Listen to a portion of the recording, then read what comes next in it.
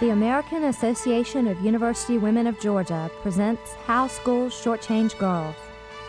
America's children, our country's greatest asset, our hope for the future. The sight of children in classrooms with their teachers is a reassuring one. However, a 1992 study by the American Association of University Women says 1/2 of these young people are being slighted by the United States educational system. The report vocalizes what many often wonder.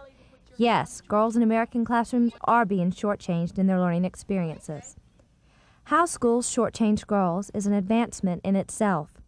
The lack of attention and education on classroom inequities is quite blatant. Through the study, a new look is available behind the closed and biased doors in America's classrooms. Change begins with commitments like those made during the spring of 1992 at the association's roundtable in Atlanta, attended by Georgia business, education, media, and government leaders. These women and men are trying to make a difference in statewide education and have committed themselves to finding a solution. Dr. Beth Faroki, president of the AAUW of Georgia and associate to the dean in the College of Education at Georgia State University, says the idea for the roundtable was conceived out of a strong desire to institute change through the leadership in the state. Pulling together this cross-section of people, not just in education, but across the spectrum, was a chance to hear currently some things that are currently being done that are not publicized enough. The other part is the need to get more information out about gender bias. By committing themselves to strengthening today's young people for their role in the next decade, these Georgia leaders are enabling the woman-dominated workforce of the 21st century an actual chance at equal preparation and pay. However, the learning deficit cannot be attributed solely to the American school system. In a recent analysis of 35 national reports on education reform developed by special commission and task forces, almost 90% made no specific reference to sex or gender. Women are invisible in the current debate on education. National attention must be focused upon the classroom equity struggles of young girls. Working on increasing the self-esteem of young girls as they develop into young women and develop their own views about their sex and self-worth is an essential step. Because the gender gap on self-esteem increases with age, this proves to be a significant barrier to women who are beginning to contemplate their later years, careers, college choices, etc. The declining self-esteem, acting as a governor on aspirations and future actions, more strongly affects girls than boys. Judy Milestone, executive producer of network booking at Cable News Network, helps promote gender awareness through groundbreaking shows like CNN's Cryer & Company. In programming, which is the part of CNN that I'm involved in, we are doing a lot of shows that deal with both women's issues and the relationship between men and women.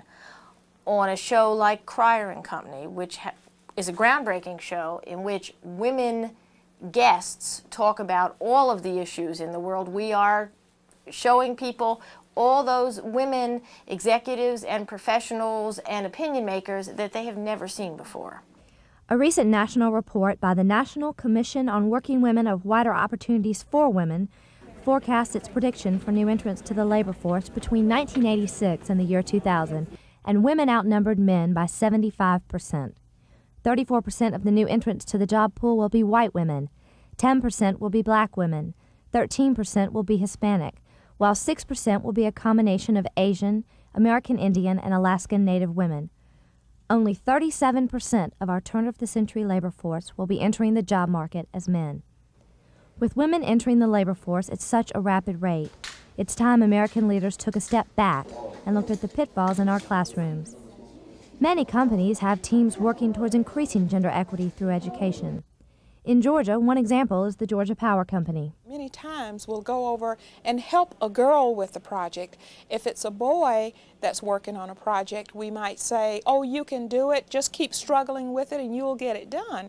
Showing that boy that we have confidence in what his abilities are, and we don't always do that with girls. Just the little things can make a difference. I think the biggest thing is just becoming aware that there are inequities and working to make sure that our boys and girls are treated the same and how we approach them on a day-to-day basis. State education leaders recognize the need to increase the preparation of all of Georgia's students, especially in math and science. It is important to have girls and boys work together so that our workforce in the year 2000 will be a launchpad into the 21st century for young girls. In particular, cooperative learning is becoming more widely used now than in the past, where students work in teams, and a properly trained teacher can see to it that that team does bring together both sexes and races so that on an equal basis, and so they share and they learn to work together. A closer look at what happens in the classroom reveals that girls are suffering from a learning gender bias at the earliest school levels.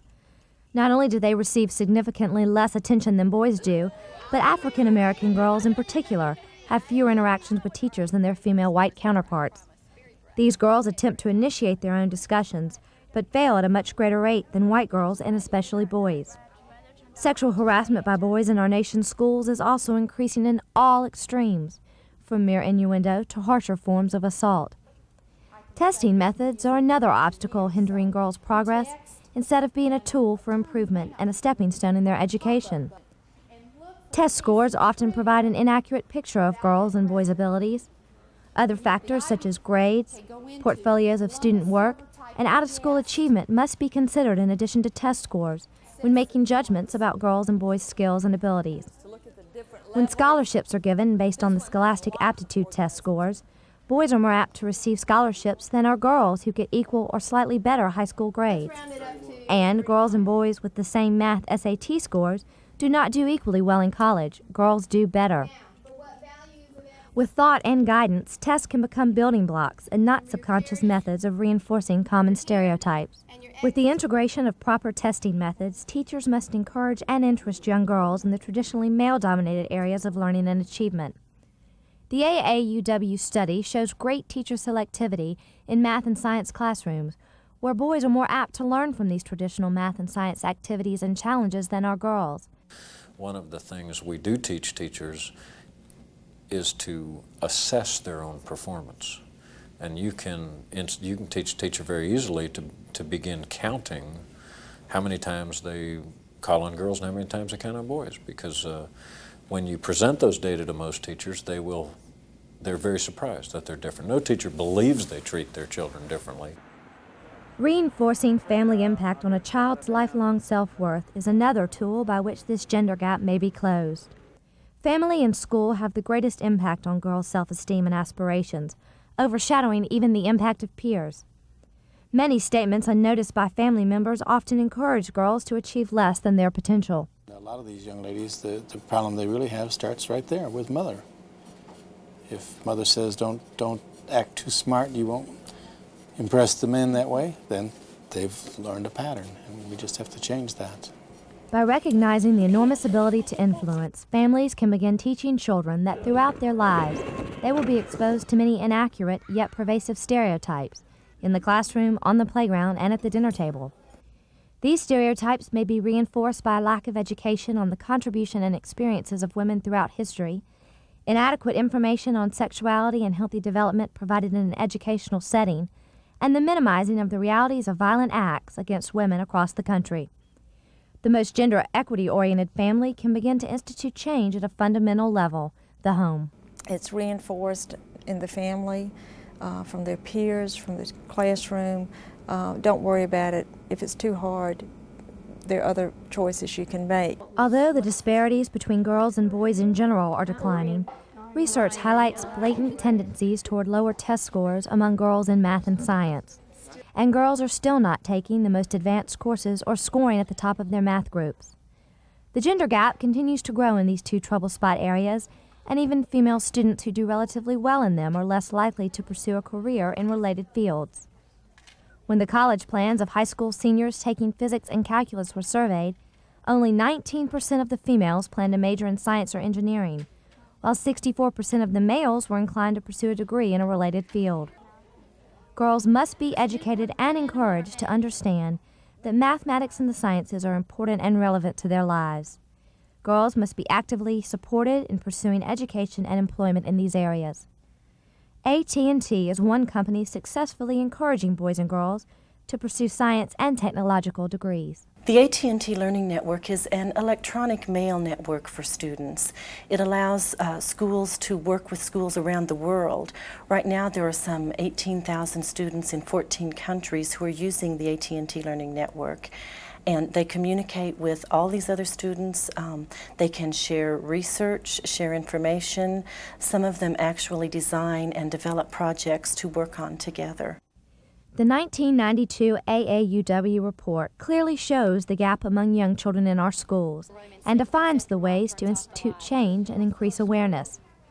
Finding the best solutions for improving our American educational system by the year 2000 is one of the challenges the AAUW has committed itself to, including gender awareness and equity, curriculums including the diverse experiences of both men and women, financial and moral support for students to pursue math and science degrees, effective implementation of reform measures, central roles for women on commissions working towards educational reform, improvement of tests and techniques reflecting the needs of all students, attention to gender equity reform in vocational education, policy against sexual harassment through strengthened enforcement of Title IX, reality checks so students are more able to deal with their lives. Dr. Faroki feels strongly about these commitments the American Association of University Women is making towards the educational system of the future and our hopes for the young girls in American classrooms today. As a state organization, maintaining that through a variety of methods, and one is through building coalitions with other groups, being aware of what's happening at the state level, both politically and educationally, pulling together information that we can share with each other through a publication that currently we've implemented. Those are the kinds of things that are just beginning, and once you start into something, you never know where it's going to lead. Initially, the responsibility lies with teachers, administrators, and counselors who must be prepared and encouraged to bring gender equity to every aspect of schooling. With the support of state leaders, the institution of educational reform measures, the identification of gender inequity in the home, and through organizations like the American Association of University Women, greater insights are being gained, and the road to change may not be so long. We cannot afford to wait any longer to face the reality of gender inequity in the classroom.